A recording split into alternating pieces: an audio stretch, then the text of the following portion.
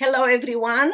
My name is Virginia Prodan, and I'm the host of Courageous Leadership with Virginia Prodan, which airs every Wednesday and Saturday at 10 o'clock Central Time on Spotify, Podbean, Apple Podcasts, YouTube, and Edify Podcast Network, the best Christian platform. For those of you who might be new to our podcast, we use our podcast to train people to live a life of significance and success. And many times I use my own story and how God built me to be a courageous leader, even under horrified circumstances in socialist Romania and here in America. For some of you, maybe you read my book, Saving My Assassin. You can buy it at my website, virginiaprodanbooks.com. But our podcast is not limited to that. We love to bring to you and to interview courageous leaders who will train us and will teach us from their own experience how they allowed God to build leadership in them and how they build a legacy of courageous leadership in the life of people around them, family, business people, and so forth. Today we have very, very special guests. We have Robert Dunn and Preston Dunn. Their story will blow you away. It's so amazing, so amazing. I met Robert Dunn at Zion Oil and Gas. He is the CEO and the COO of Zion Oil and Gas in Dallas, Texas. I am on the board of directors there, and I had the privilege to meet his family, his sweet wife and his wonderful son, Preston, and I was so impressed with their story. So I invited them to share with us their story and to encourage others to do the same in their lives, in their families, and in their business. So I will start with you, Robert. Please introduce yourself. Well, thank you, Virginia. My name is Robert Dunn. Currently, I'm the CEO and COO of Zion Oil and Gas. Our operations are Israeli-based. It's a very unique story how I came into Zion's life and how I in 2011, when I first was exposed to Zion, I was living in Turkey with my son and wife. And in 2019, I decided to make the journey back to the United States and come full-time with Zion Oil and Gas. Well, thank you so very much. And Preston, tell us a little bit about you. Your story is absolutely amazing. Thank you. I'm currently 17 and attend high school at Montgomery High School, and I am a private pilot. We'll speak a little bit louder. Oh, okay. I am 17. I attend Montgomery High School, and I am a private pilot. Okay. One thing that I really impressed me is this.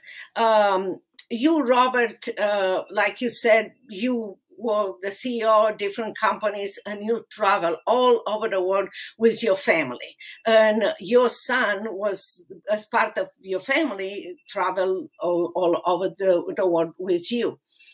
Lots of time, kids that travel all over the world and spend lots of time outside of United States will think and will consider that they don't have what a normal American young person will have. Stability, friends, going to school in the same place, and they will use that as a justification for what they were not able or capable to do it because others in United States were able to do it. But in your case, Robert and Preston, that's not the situation. It looks to me that you travel all over the world and you open your mind. You learn a lot about the culture and you did the best and you develop in your son the leadership that you develop in yourself in a very unique way. Can you share with us, especially with the parents, how you did that? It's a very good points that you made there, Virginia. And, you know, one of the big things is when we're exposed to different cultures and environments like we were, Preston at the age of 4 is when we relocated to Turkey. So predominantly a Muslim country, a lot of different cultural aspects within the country. And I think what's over the time cemented the family values is we were a family unit and we had ourselves. So, you know, you build your faith, you build your family. And we never looked at being a victim of the fact that we couldn't have what was in the United States, what was this. What we did is we used that to cement Preston's outlook growing up. We were able to mentor him that look, there's different cultures, there's different aspects to cultures. And if you look at this, you're going to have a very wide palette. You'll never have just the singular focus on a society. You're going to be able to see the best of the best throughout the world, be it Muslim, Jewish, Christian faiths. We're exposed to them all. And I think that was really foundational in Preston's ability to have a very positive outlook on life, that the world is a big place. It's not confined to Texas. Texas is a big state. Don't get me wrong, but I think it was foundational in Preston's development. Some may say it was a hindrance because he didn't have that social fabric, I guess you could say, with, you know, the Friday Night Lights football and whatnot. There is upsides and downsides to it, but I think holistically, if we look at it, it was very beneficial for Preston's upbringing. And what it did is it strengthened us as a family. I mean, it was real. We're exposed to this. We didn't understand the languages in a lot of countries we lived. So it brought us together. And Preston, you know, at a young age, I didn't notice it, but I could see it now as he's a young man. He picked a lot of characteristics of myself because I would be kind of parachuted into an environment that I wasn't comfortable with, but I made the best of it. And I think that foundationally, Preston he's actually exceeding me in that in his young adult time. He grabs a task. He's very task oriented with it. And, you know, reality is that it was a blessing for us to do this. I think you made a wonderful point, because being surrounded by people that you don't know the language, but you had to learn their customs and so forth, cemented your relationship. And I'm sure being together, you spend lots of time and discuss lots of time. Maybe unknown to you at that time, you discuss business situation with your wife and maybe others. And Preston heard all this. He watched your leadership skills and positions and opportunities, and that had a great influence on you. And you made another point that the world is bigger than Texas, and it's so true. I remember one of the maybe first things that I learned in American Embassy when I was in Romania and I was ready to go to the United States. Everybody at American Embassy said, "Oh, you go to Dallas, Texas, you will learn that Texans will think that America is Texas and something around."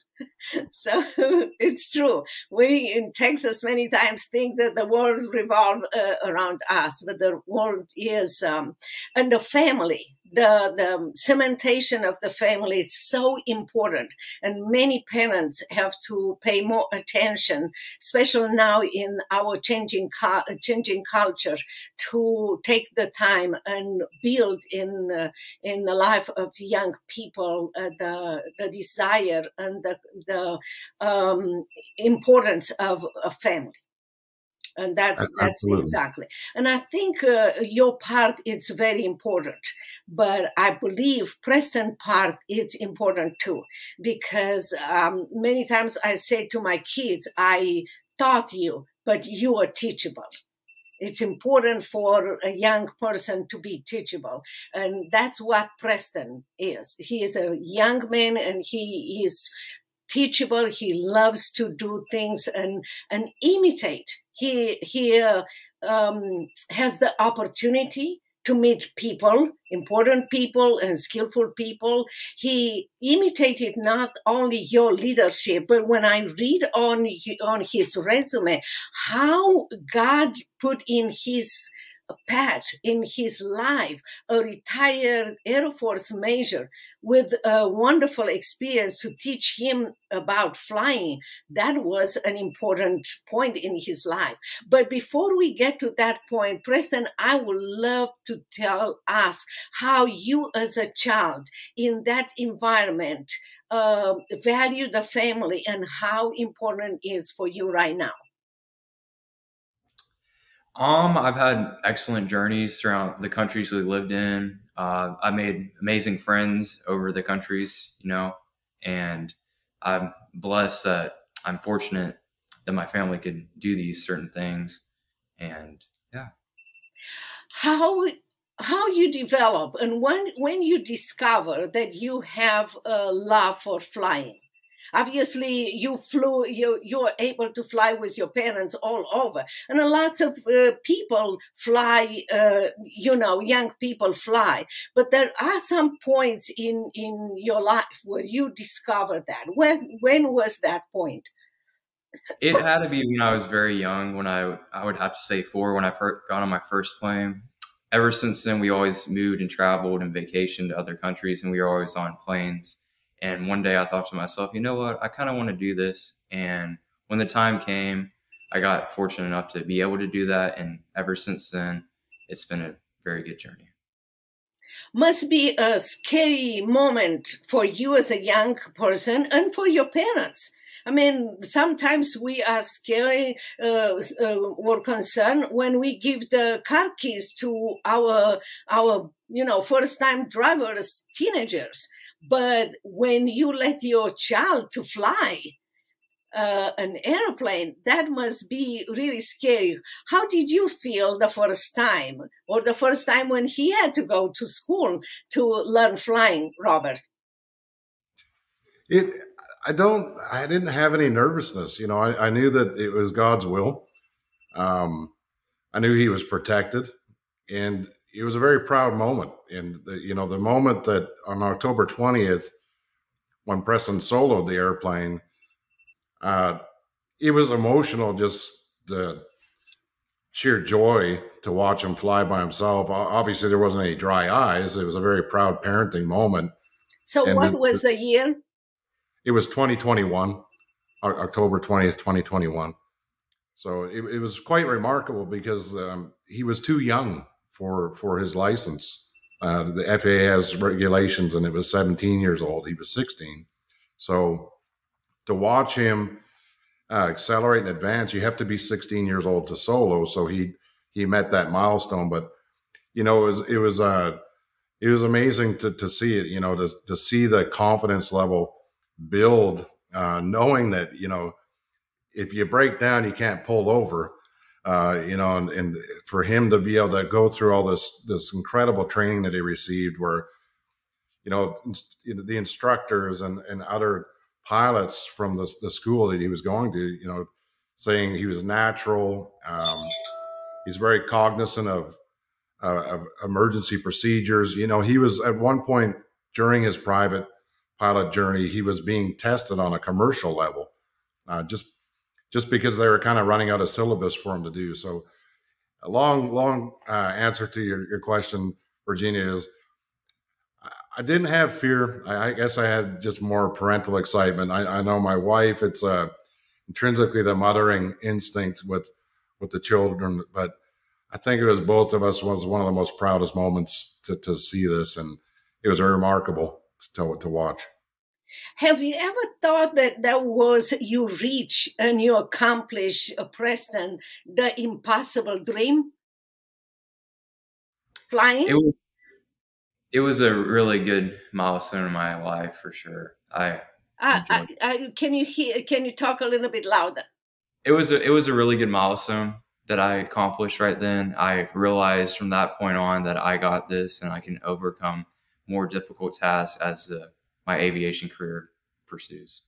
But being his father, he's fairly humble. So I think the gravitas of what it is hasn't really sunk in yet. But when you start to look at his age and where he's going right now with a very difficult rating, it's an instrument rating at his age. It's not common. It's very uncommon. So, my wife and I both try to instill the importance of it. But Preston's humble in character. He'll never he'll never exaggerate it. But reality is he's 0.07% of the pilot population. Yeah. So we can look at the statistics, but I think Preston stays focused on, he's task oriented. It's a goal, and he won't ever toot his own horn, I guess you can say. And I think that's what makes him an exceptional pilot is he's very level. I have a son, and he is a rescue pilot in the United States Air Force, and I know, how much it takes to fly an airplane or a helicopter or so forth. And at your age, Preston, it's remarkable. It's absolutely remarkable. And the skill and the talents, what impresses me is that God puts skills and talents in you, and you use them. And you use them for your glory. You use them to show others that we all have skills and we all have to use them. What is your you don't have siblings, but you have classmates. What's their attitude? What do they think about you? What question do they ask? The main question I get is, can I come up with you and fly? That's the number one question. They're all very supportive of me throughout my journey through it. And my teachers are very supportive through it. My actual aerospace teacher, Miss Duffer, she's probably my number one supporter when it comes to my school people. That is remarkable. And let me ask you this. This is a wonderful accomplishment, and I know you want to go further on this and develop even more skills. Do you think of something else that maybe right now you think, oh, it's impossible, but with determination and hard work, I will accomplish? My main goal is to get to the airlines. I really want to accomplish that. I've realized that it's going to take a while, but I'm determined to get there, and I want to see my face on there one day. Robert, what would you say? I don't know if your wife is close by. She's somewhere around the house. Okay. But what would you say to parents? Because as parents, we know our children. We know the talent and the skills that God put in them. There is a specific way that we know that from a younger age. What would you say to parents to help them to accomplish what you accomplish in Preston's life? How would you encourage them? The biggest encouragement I could give other parents is don't direct your child to do what you want them to do. Don't live vicariously through your child, and allow them to kind of explore and let them have some failures on certain things, but at the same time be supportive on certain things. So not everybody's wired to be a doctor. Not everybody's wired to be a lawyer, or not everybody's wired to be a gardener type thing. But allow your child to kind of understand where they want to go. And you'll see it at the most unpredicting time in a parenting life. It was Karen and I knew that Preston, he had a talent that it was hidden. We didn't see it. It was in plain sight the entire time. And what it took was just one thing, just a simple direction that we want to take Preston on a surprise flight, a discovery flight. And that was kind of at the last minute. And I think the Lord actually had a big part of that, because it wasn't something that we were thinking. And he took to it like fish to water, I guess you could say. So it's an amazing, if you allow your children kind of let them direct themselves. You know, you can provide support, obviously. Be there for them is another big thing. You know, it's reality is, you know, children today, they're surrounded by a tremendous amount of influence, be it social media, etc. And I think one of the foundations with Preston, we were lucky, is he didn't really show an interest in that. You know, he showed an interest in kind of doing computer things, but not on a social media platform, maybe playing some video games like all young boys do. But I think when you spend time as a family unit where you can limit the time that your children can be on the social media platforms, I think you'll start to see, you'll see a skill in your children that you wouldn't see if they're buried in their iPad or their phones or whatever, right? So let your child dictate what they're going to do. And I think you'd be surprised. You said it so well. Preston, what would you say to young people? I would say follow your goals. You know, you never know where it's going to take you. Just keep on going. Just do what you want to do and have supporting parents and friends throughout the way. That's great. I just want to thank you so very much for coming to our podcast and encouraging many, many parents and many young people. And I hope they will take your message to their heart. And if they have any question, we will put links and everything, and we will answer all your questions. And thank you so much again, Robert and Preston, for coming to our podcast. Thank you very much, Virginia.